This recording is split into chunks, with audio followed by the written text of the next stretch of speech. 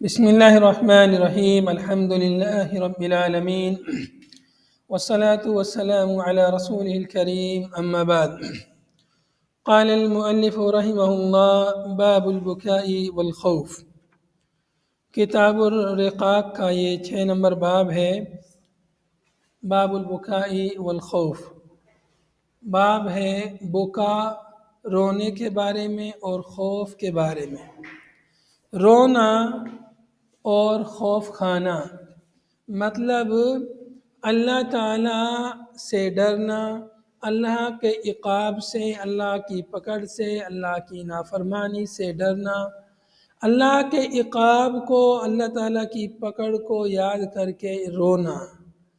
یہ بڑی فضیلت کی چیز ہے۔ تو گویا کہ یہاں پر خوف، اللہ سے ڈر اور اللہ کے ڈر کی وجہ سے رونے کی فضیلت کا یہ باب ہے۔ رونے کی اور خوف کی فضیلت، یہ ایسے اعمال ہیں جو یعنی قلبی اعمال جن کی اساس ہے۔ انسان کے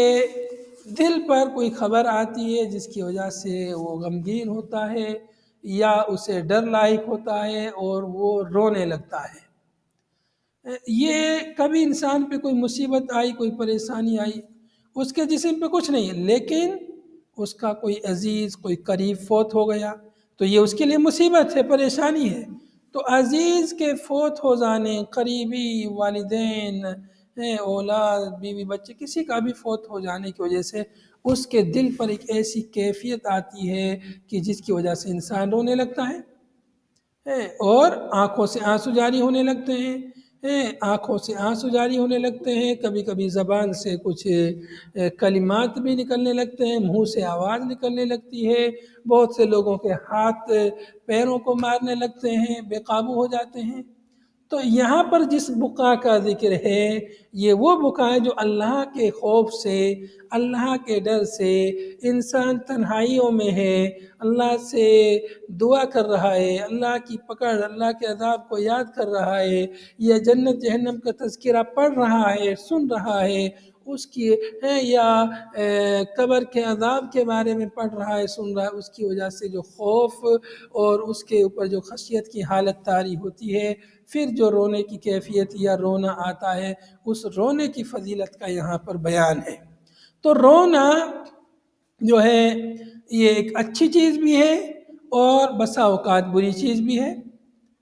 رونا اگر یعنی کوئی مصیبت پریشانی آئی، انسان اس پر صبر نہ کرتے ہوئے اور اس طرح روئے کہ اپنے ہاتھ پیروں کو مارے، اپنے چہرے پر مارے، زبان سے نازیبہ کلمات کہے، تو اس طرح سے رونا یہ جو ہے حرام ہے، یہ جائز نہیں ہے۔ لیکن مصیبت پریشانی کے وقت انسان اپنی آنکھوں پہ، دل پہ قابو نہیں رکھ پاتا ہے، جو کنٹرول سے باہر چیز ہے، آنکھوں سے آنسو آ جاتے ہیں، یہ مطلب معیوب نہیں ہے، یہ مطلب انسان کی طاقت سے باہر کی چیز ہے۔ اللہ کے نبی صلی اللہ علیہ وسلم جس وقت آپ کے بیٹے ابراہیم کی وفات ہوئی تھی، نبی پاک صلی اللہ علیہ وسلم کی آنکھوں سے آنسو آئے تھے۔ تو آپ صلی اللہ علیہ وسلم سے کسی صحابی نے سوال کیا، اللہ کے نبی آپ بھی جو ہے رو رہے ہیں؟ تو اللہ کے نبی صلی اللہ علیہ وسلم فرمایا، یہ دل ہے، اس پر جو ہے کنٹرول کرنا مشکل ہے، یہ تو مطلب طبعی اور فطری چیز ہے۔ اس جیسی بات آپ نے فرمائی تھی۔ تو مطلب کچھ بکا یعنی انسان کے قابو میں نہیں ہے، کنٹرول میں نہیں ہے مصیبت کے وقت، تو وہ معمولی بکا جائز ہے۔ باقی اس کے ساتھ نوحہ ماتم والی کیفیت میں مبتلا ہونا وہ جائز نہیں ہے۔ لیکن یہاں جس بکا کا ذکر ہے، یہ وہ بکا ہے جس کے بارے میں حدیث میں بڑی فضیلت آئی ہے۔ حدیث میں آتا ہے کہ جو آنکھ اللہ کے ڈر سے ایک قطرہ آنسو بھی بہاتی ہے تو جہنم کی آگ اس کو چھوئے گی نہیں، اتنی عظیم فضیلت ہے۔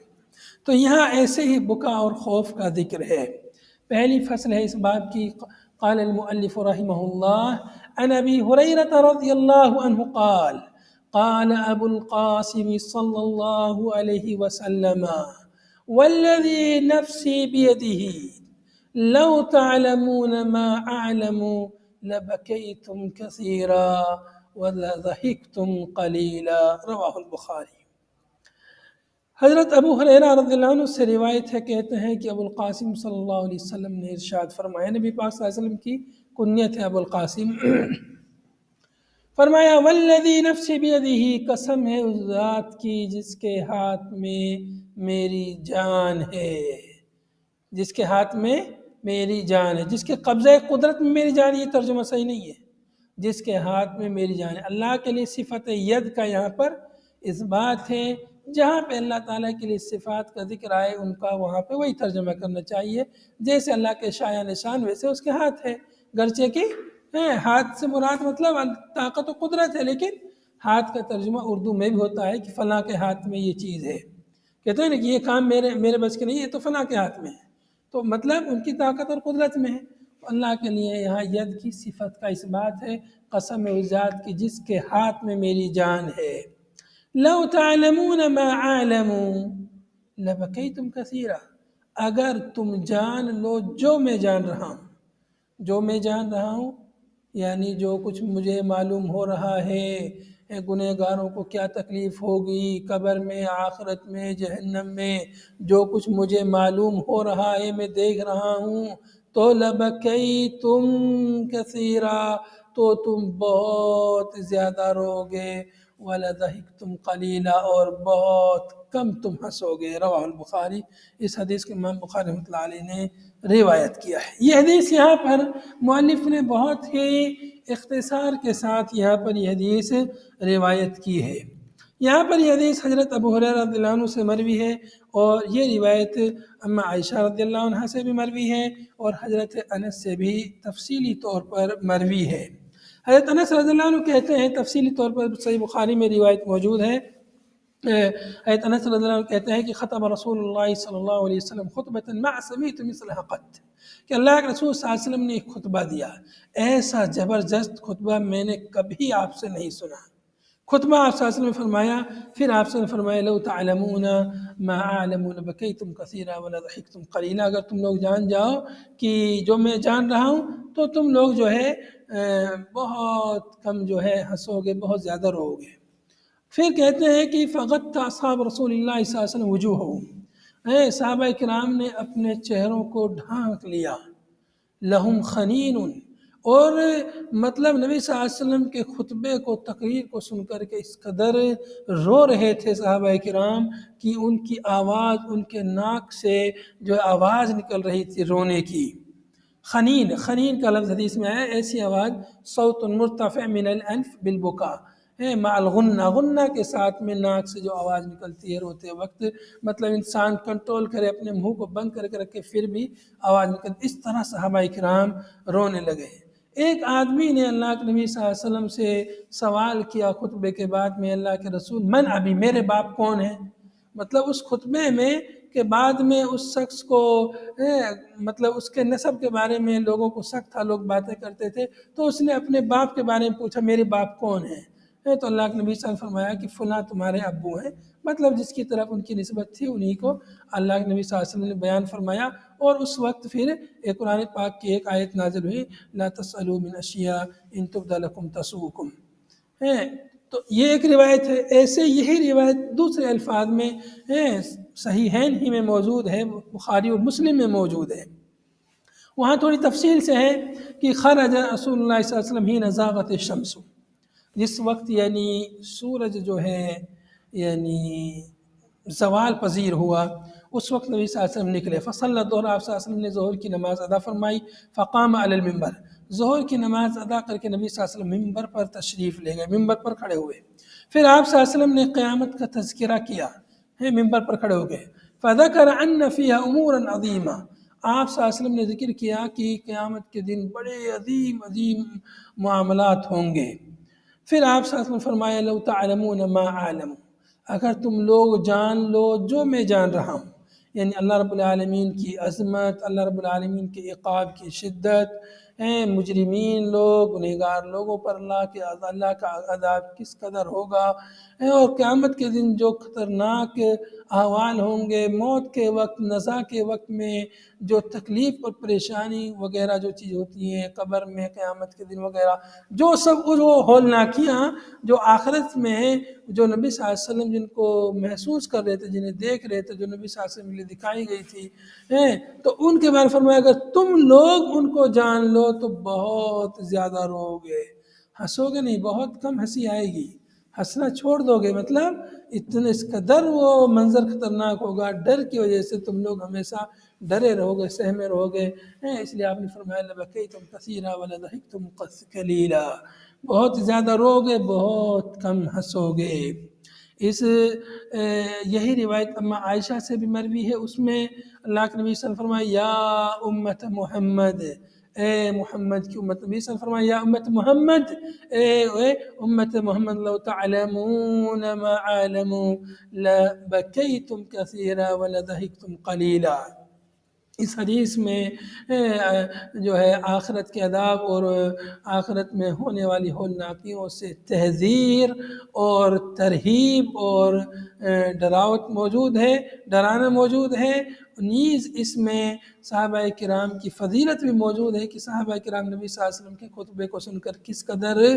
روئے تھے، اس میں صحابہ کرام کی فضیلت ہے کہ وہ اللہ کے عذاب سے کس قدر ڈرتے تھے، خوف کھاتے تھے کہ ہولناکیوں کو سن کر کے وہ رونے لگے تھے۔ اس حدیث کی جو تفصیلی احادیث ہیں ان سے معلوم ہوتا ہے کہ جمعہ کے خطبہ کے علاوہ عام خطبہ بھی ممبر پر چڑھ کر دیا جا سکتا ہے، عام کوئی تقریر بھی ممبر پر کھڑے ہو کر کی جا سکتی ہے، مطلب ممبر صرف جمعہ کے لیے خاص نہیں ہے، باقی دیگر خطبے اور تقریر بھی ممبر پر کھڑے ہو کر کی جا سکتی ہیں۔ اس سے رونے کی فضیلت معلوم ہوئی، رونے کی فضیلت معلوم ہوئی، اور جو روتا ہے اس کی فضیلت معلوم ہوئی، جو اللہ سے ڈرے اس کی بھی فضیلت اس میں معلوم ہوئی۔ اگلی روایت ہے وعن ام العلاء الانصاریہ رضی اللہ عنہ قالت قال رسول اللہ صلی اللہ علیہ وسلم واللہ لا ادری واللہ لا ادری وانا رسول اللہ ما يفعل بی ولا بکم رواہ البخاری۔ یہاں بھی یہ روایت بہت ہی مختصر ہے، پہلے مختصر حدیث کا ترجمہ پڑھ لیتے ہیں۔ حضرت ام علاء انصاریہ رضی اللہ عنہ یہ حزام ابن حکیم کی یہ پھوپھو ہے، انصاری عورت ہے، اللہ کے رسول صلی اللہ علیہ وسلم کے ہاتھ پر حکیم بن حزام بن حکیم، حزام بن حکیم کی یہ پھوپھی ہیں۔ ام علاء انصاریہ انہوں نے اللہ کے نبی صلی اللہ علیہ وسلم کے ہاتھ پر بیعت کی تھی، شرک نہ کرنے کی، گناہ نہ کرنے کی، انہوں نے نبی صلی اللہ علیہ وسلم کے ہاتھ پر بیعت کی تھی، انصاری عورت تھی، بڑی جو ہے مرتبے والی یہ خاتون ہیں۔ ابھی تفصیلی طور پر واقعہ میں بیان کرتا ہوں، پہلے مختصر حدیث کا ترجمہ سن لیجئے۔ کہتی ہیں، فرماتی ہیں قال رسول اللہ صلی اللہ علیہ وسلم کہ اللہ کے رسول صلی اللہ علیہ وسلم نے ارشاد فرمایا واللہ لا ادری، اللہ کی قسم میں نہیں جانتا، واللہ لا ادری، اللہ کی قسم میں نہیں جانتا، وانا رسول اللہ، حالانکہ میں اللہ کا رسول ہوں۔ وانا رسول اللہ کو آپ بین الڈیسین بھی کر سکتے ہیں، بین الخطین، دو ڈیس کے درمیان، گویا جملہ مترجمہ ہے، حالانکہ میں اللہ کا رسول ہوں، اللہ کے رسول ہونے کے باوجود بھی میں نہیں جانتا ما یفعل بی ولا بکم، ما یفعل بی میرے ساتھ کیا کیا جائے گا، اور نہیں جانتا کہ تمہارے ساتھ کیا کیا جائے گا، ولا بکم یعنی ولا ادری ما یفعل بکم، تمہارے ساتھ کیا کیا جائے گا یہ بھی مجھے نہیں معلوم۔ تو اس حدیث میں معلوم ہوا کہ اللہ کے نبی صلی اللہ علیہ وسلم کو غیب کا علم نہیں تھا، اس لیے آپ نے قسم کھا کے فرمایا اللہ کی قسم میں نہیں جانتا میرے ساتھ کیا معاملہ ہونے والا ہے آخرت میں، اور نہ میں جانتا تمہارے ساتھ کیا معاملہ ہونے والا ہے۔ رواہ البخاری، حدیث کو امام بخاری نے روایت کیا ہے۔ یہ حدیث بہت ہی مختصر طور پر یہاں وارد ہوئی ہے، صحیح بخاری میں یہ حدیث جو ہے کئی جگہ پر موجود ہے اور تفصیلی طور پر موجود ہے یہ روایت۔ یہاں پر یہ جو آخر میں جو لفظ ہے ما یفعل بی ہے، بعض روایتوں میں بخاری ہی میں یہ لفظ ما یفعل بی حدیث نمبر 1243 پر ہے، ما یفعل بی صرف اتنا ہے، ولا بکم کا لفظ وہاں نہیں ہے ایک جگہ پر، حدیث نمبر 1243 میں ما یفعل بی ہے فقط، ولا بکم کا لفظ وہاں نہیں ہے۔ اور حدیث نمبر 2687 میں بخاری ہی میں، وہاں پر ہے ما یفعل بہ، بھی نہیں وہاں پر ہے، ما یفعل بہ اس کے ساتھ کیا جائے گا، جس واقعے کے پس منظر میں آپ نے یہ بات کہی تھی حضرت عثمان بن مظعون کے بارے میں، ابھی وہ واقعہ بیان کروں گا یہ۔ اور حدیث نمبر 7018 میں ما یفعل بی ولا بکم، اس طرح ہے ما یفعل بی ولا بکم۔ اور یہی لفظ جو ہے سورہ احقاف آیت نمبر 9 میں بھی یہ لفظ موجود ہے، لا ادری ما یفعل ولا ادری ما یفعل بی ولا بکم، یہی لفظ ہے نا، ہاں، تو یہ لفظ وہاں سورہ احقاف میں بھی موجود ہے۔ اب اس حدیث کی تفصیلی جو حدیث ہے وہ اس طرح ہے کہ ام علا انصاریہ رضی اللہ عنہ بیان کرتی ہیں کہ جس وقت صحابہ کرام ہجرت کر کے مدینہ منورہ تشریف لے گئے تو مہاجرین کے پاس گھر بار تو تھا نہیں ہے، کوئی ہوٹل بھی نہیں تھی کہ وہاں قیام کرتے آج کے زمانے کی طرح، تو اللہ کے نبی صلی اللہ علیہ وسلم نے انصار اور مہاجرین کے درمیان مواخات قائم کی، یعنی بھائی چارہ قائم کیا، اور مہاجرین کو قرعہ اندازی کے ذریعے انصاریوں پہ تقسیم کر دیا تاکہ کسی ایک دو پر بوجھ نہ آئے، سب لوگ جو ہے سب پر تقسیم ہو جائیں۔ قرعہ اندازی کے ذریعے حضرت عثمان بن مظعون رضی اللہ عنہ کی باری یا ان کی تقسیم ہے حضرت ام علا انصاریہ کے گھر پہ آئی، مطلب حضرت عثمان بن مظعون رضی اللہ عنہ جو مہاجر صحابی تھے، ان کا قیام قام، ان کا رہنا سہنا ام علا انصاریہ کے گھر پہ تھا۔ بہرحال حضرت عثمان ابن مظعون رضی اللہ عنہ بیچارے بیمار ہو گئے، اور ان کی انہوں نے خوب خاطر تواضع کی، عیادت کی، خوب انہوں نے علاج وغیرہ کیا، لیکن وہ شفا یاب نہ ہو سکے، اور اسی بیماری میں ان کی وفات ہو گئی حضرت عثمان ابن مظعون رضی اللہ عنہ کی۔ پھر ان کو نہلایا گیا، کفنایا گیا، جب کفن وفن ہو گیا اس کے بعد اللہ کے نبی صلی اللہ علیہ وسلم کو بلایا گیا، آپ صلی اللہ علیہ وسلم تشریف لائے۔ جب نبی صلی اللہ علیہ وسلم ان کے گھر تشریف لائے تو ام علا انصاریہ رضی اللہ عنہ نے حضرت عثمان بن مظعون کو مخاطب کر کے کہا یا ابا الصائب، ان کی کنیت لے کے کہا کہ اللہ تعالیٰ نے تو تمہاری بہت اچھی تکریم کی ہے، اللہ تعالیٰ نے تمہیں اکرام سے نوازا ہے، بعض روایتوں میں ہے کہ اللہ تعالیٰ نے تمہیں جنت عطا کی، تمہیں جنت میں پہنچا دیا، اس طرح کی بات انہوں نے کی۔ اللہ کے نبی صلی اللہ علیہ وسلم نے فرمایا اللہ کے نبی صلی اللہ علیہ وسلم کے چہرے پر انہوں نے دیکھا نبی صلی اللہ علیہ وسلم کی بات سے ناراض ہے، اور تب آپ نے فرمایا کہ واللہ لا ادری وانا رسول اللہ ما یفعل بی ولا بکم، اللہ کی قسم میں نہیں جانتا، اللہ کی قسم میں نہیں جانتا، حالانکہ میں اللہ کا رسول ہوں، کہ میرے ساتھ کیا معاملہ ہونے والا ہے، تمہارے ساتھ کیا معاملہ ہونے والا ہے، بعض روایت میں ما یفعل بہ، اس کے ساتھ کیا معاملہ ہونے والا ہے۔ آپ نے فرمایا کہ میں اس کے بارے میں خیر کی امید رکھتا ہوں، حضرت عثمان بن مظعون کے بارے میں اللہ سے خیر کی امید رکھتا ہوں، لیکن آخرت میں کس کے ساتھ کیا معاملہ ہونے والا ہے تم نے کیسے کہہ دیا کہ جنت میں جائیں گے، ہم نہیں جانتے کسی کے بارے میں، یہ تو ظاہری اعمال ہے، کسی کے باطنی اعمال کو اللہ تعالیٰ بہتر جانتا ہے، اس لیے یہ اللہ کا کام ہے کہ کون جنتی کون جہنمی، اللہ کے اوپر جرأت نہیں کرو، ایسی بات نہ کہو جس کا علم صرف اللہ کو ہے۔ تو اللہ کے نبی صلی اللہ علیہ وسلم نے اس حدیث میں اپنے اس بات کے ذریعے لوگوں کو ادب، اللہ کے ساتھ ادب اختیار کرنے کی تعلیم دی، تواضع اختیار کرنے کی تعلیم دی، کہ جو کام اللہ کا ہے، جو اللہ کے بارے میں اللہ کو فیصلہ کرنا ہے، اس کے بارے میں تمہیں جرأت، انسان کو جرأت نہیں کرنی چاہیے۔ ہاں، جو وفات پا چکا ہے اس کے حسنات کو، اس کی اچھائیوں کو یاد کر کے اس کے بارے میں خیر کی امید رکھنی چاہیے کہ ہاں انشاءاللہ ہمیں اللہ سے امید ہے کہ انشاءاللہ جنت میں، یہ نہیں کہنا چاہیے کہ ہاں وہ جنتی ہیں، ہاں وہ کوئی انسان برا ہے تو ہاں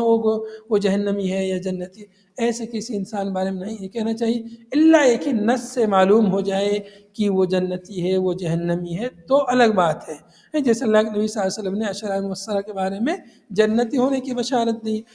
جیسے کفار کے بارے میں، ابو لہب کے بارے میں جہنمی ہونے کی جو نبی صلی اللہ علیہ وسلم نے خبر دی، تو جن کے بارے میں نص سے معلوم ہے ان کے بارے میں کہہ سکتے ہیں، لیکن جن کے بارے میں نص سے نہیں معلوم ان کے بارے میں نہیں کہہ سکتے کہ یہ جنتی ہے یہ جہنمی ہے، ایسے ان کے بارے میں نہیں کہہ سکتے، چونکہ ایسا کہنا یہ بہت بڑی جرأت کی بات ہے، اللہ رب العالمین پر جرأت کرنے والی بات ہے۔ اس لیے اللہ کے نبی صلی اللہ علیہ وسلم فرمایا واللہ لا ادری واللہ لا ادری، اللہ کی قسم میں نہیں جانتا، اللہ کی قسم میں نہیں جانتا کہ میرے ساتھ کیا ہونے والا ہے۔ جب میں اپنے بارے میں نہیں جانتا تم لوگ کسی کے بارے میں کیا جانتے ہو؟ حضرت ام علا انصاریہ رضی اللہ عنہ نے جب یہ بات سنی تو کہتی ہے کہ اللہ کی قسم اس کے بعد میں نے کسی کا تزکیہ نہیں کیا اس کے بعد سے، اور اس پر مجھے اپنی اس بات پر مجھے بہت افسوس ہوا۔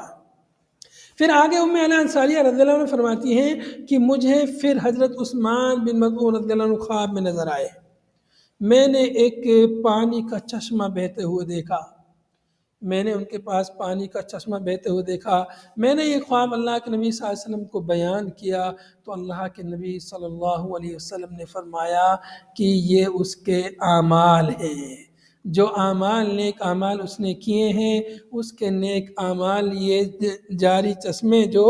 تمہیں نظر آئے ہیں خواب میں یہ اس کے نیک اعمال ہیں، مطلب نیک اعمال کا اجر و ثواب ہے، مطلب خواب اچھا انہیں نظر آیا اور اچھی حالت میں انہیں وہ دیکھے۔ اس حدیث کو باب البکا والخوف میں ذکر کیا ہے، تو اللہ کے نبی صلی اللہ علیہ وسلم نے جب یہ بات کی واللہ لا ادری ما یفعل بی، اللہ قسم میں نہیں جانتا میرے ساتھ کیا معاملہ ہوگا، تو واقعی یہ خوف والی بات ہے۔ نبی صلی اللہ علیہ وسلم قسم کھا کے جب کہہ رہے اپنے بارے میں تو یہ بہت ہی خوف والی بات ہے اور ڈرانے والی بات ہے، رونے والی بات ہے کہ انسان جو ہے جب اللہ کے رسول صلی اللہ علیہ وسلم اپنے بارے میں ایسی بات کریں تو عام انسان کو اپنے بارے میں کس قدر سوچنا چاہیے۔ اس حدیث سے حضرت عثمان ابن مظعون رضی اللہ عنہ کی فضیلت بھی معلوم ہوئی، حضرت ام علا انصاریہ کی بھی فضیلت معلوم ہوئی کہ انہوں نے جو ہے اپنے بارے میں جو کچھ بھی واقعہ ہوا پورا انہوں نے بیان کر دیا ہے، صحابی کی خدمت کر رہی تھیں، ان کے لیے گھر میں اپنے پاس ٹھہرانے کا بندوبست کیا وغیرہ وغیرہ طریقے سے حضرت ام علا کی فضیلت بھی معلوم ہوئی، اور یہ اہم مسئلہ بھی معلوم ہوا کہ اللہ کے نبی صلی اللہ علیہ وسلم کو غیب کا علم نہیں تھا، غیب کا علم صرف اور صرف اللہ کے پاس ہے۔ جی اللہ کے رسول صلی اللہ علیہ وسلم کو تو اگلے پچھلے گناہ سب معاف تھے جی، اور اللہ کے رسول جنتی بھی تھے، پھر اتنی تاکید سے کہہ رہے ہیں کہ واللہ لا ادری ما یفعل۔ جی ہاں، یہ اللہ کے نبی صلی اللہ علیہ وسلم کے اگلے پچھلے سب گناہ معاف ہیں۔ ایک تو یہ ہو سکتا ہے کہ نبی صلی اللہ علیہ وسلم کو یہ بات پہلے نہیں معلوم ہو رہی ہو کہ میرے اگلے سے پچھلے سب گناہ معاف ہیں، بعد میں معلوم ہوئی، لیکن یہاں پر جو ہے یہ بات مناسب ہے کہ اللہ کے نبی صلی اللہ علیہ وسلم نے یہ بات تعلیم کے لیے، لوگوں کو تعلیم دینے کے لیے کہ اللہ پر کوئی جرأت نہ کر سکے، اور اس لیے بھی کہ میرے ساتھ کیا معاملہ ہونے والا ہے، مطلب آخرت میں کیسا معاملہ ہوگا مجھے نہیں معلوم، مطلب جیسا بھی ہوگا اچھا بھی ہوگا جیسا بھی ہوگا تو وہ مجھے نہیں معلوم، تو جب مجھے میرے بارے میں نہیں معلوم تو تم کو کیسے معلوم جو ہے کسی آدمی کے بارے میں اچھا بھی ہوگا تو مجھے نہیں معلوم۔ تو یہ معلوم نہ ہونے کے ذریعے اللہ کے نبی صلی اللہ علیہ وسلم یہ تعلیم دی کہ میں تو رسول ہوں پھر بھی مجھے نہیں معلوم، تو تم کو کہاں سے معلوم؟ تو اس لیے اللہ کے بارے میں تاکہ کوئی بھی امتی یہ جرأت نہ کر سکے آئندہ ایسی کوئی بات نہ کہ، اس لیے اللہ کے نبی صلی اللہ علیہ وسلم نے یعنی تعلیم دی امت کے لیے کہ ایسی کوئی بات نہ کہو، جو اللہ کو جو فیصلہ کرنا ہے اس کے بارے میں تم فیصلہ کر لو۔ انسان بظاہر بہت اچھے عمل کرتا ہے لیکن اس کے کسی عمل کو جیسے اللہ اسے جہنم میں داخل کرتے ہیں، یا بظاہر انسان برے عمل کرتا ہے لیکن کسی اللہ تعالیٰ اس کے برے اعمال کو معاف کر دے اور اسے اچھے اعمال کی وجہ سے اسے جنت میں داخل کر دے۔ اس لیے بہرحال ایسی بات نہیں کہنی چاہیے، جو کام جو فیصلہ اللہ کو کرنا ہے وہ فیصلہ ہمیں نہیں کرنا چاہیے۔ اللہ عالم۔ اگلی روایت دیکھیں گے، وعن جابر رضی اللہ عنہ قال قال رسول اللہ صلی اللہ علیہ وسلم عرضت علی النار فرأيت فيها امرأة من بني اسرائیل تؤدب في حرة لها۔ مشہور حدیث ہے، حضرت جابر رضی اللہ عنہ سے روایت ہے، کہتے ہیں کہ رسول اللہ صلی اللہ علیہ وسلم نے ارشاد فرمایا عرضت علی النار، میرے اوپر نار جہنم پیش کی گئی، یعنی مجھے دکھائی گئی۔ یہاں بھی حدیث جو ہے مختصراً ہے، تفصیل سے حدیث اس طرح ہے کہ ایک دفعہ اللہ کے نبی صلی اللہ علیہ وسلم کے زمانے میں جس وقت حضرت ابراہیم بن محمد صلی اللہ علیہ وسلم ابراہیم نبی صلی اللہ علیہ وسلم کی بیٹی کی وفات ہوئی، اس دن جو ہے سورج میں گرہن لگا تھا. لوگوں نے کہا کہ ابراہیم کی وفات کی وجہ سے گرہن لگا ہے. تو اللہ کے نبی صلی اللہ علیہ وسلم نے سورج گرہن کی نماز پڑھائی، بہت لمبی نماز پڑھائی، جس میں اس دن اللہ کے نبی صلی اللہ علیہ وسلم نے سورج گرہن کی نماز میں جو ہے 3 رکوع کیے تھے. ایک رکعت میں 3 رکوع کیے تھے. عام طور پر ویسے 2 رکوع اور 2 قیام ایک رکعت میں نبی صلی اللہ علیہ وسلم کرتے تھے، لیکن اس دن جو ہے 3 رکوع کیے تھے اور جو ہے 2 سجدے کیے تھے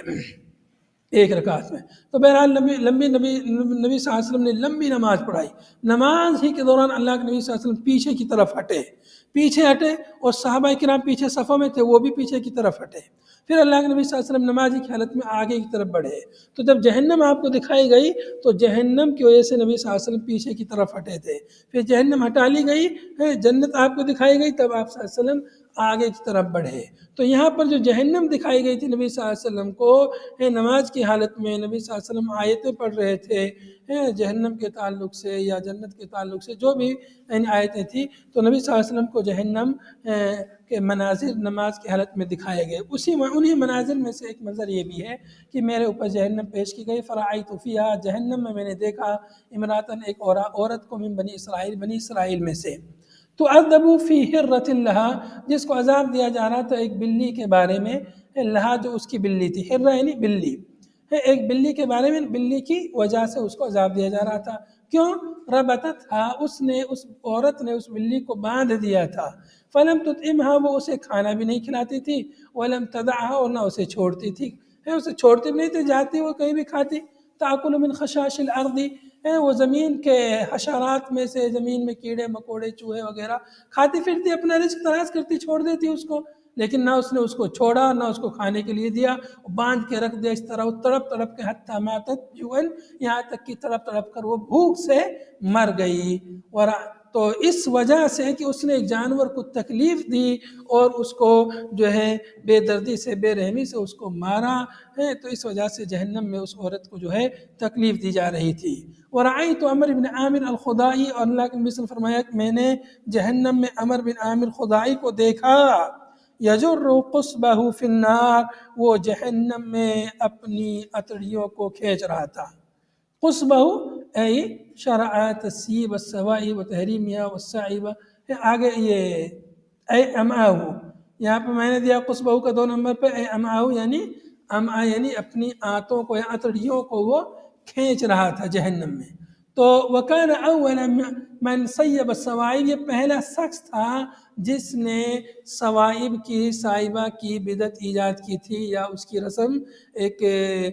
شرک اور کفر کی ایک نیا طریقہ اس نے ایجاد کیا تھا کہ جو یعنی جانوروں کو، اونٹنی کو جو ہے وہ بتوں کے لیے چھوڑ دیتے تھے، خاص کر دیتے تھے، نہ اس کا جو ہے دودھ پیتے تھے، نہ جو ہے اس کا گوشت کھاتے تھے. تو اس شخص نے، عمر ابن عامر نے ایسا کام سب سے پہلے کیا تھا، اور جانوروں کو غیر اللہ کے لیے اس نے خاص کیا اور اس کے لیے وہ نظر و نیاز کرتے تھے. تو اس وجہ سے کہ اس نے ایک شرک کا ایک نیا طریقہ ایجاد کیا تھا، اور نبی صلی اللہ علیہ وسلم نے اس کو جہنم میں دیکھا کہ وہ اپنی اتڑیوں کو، خود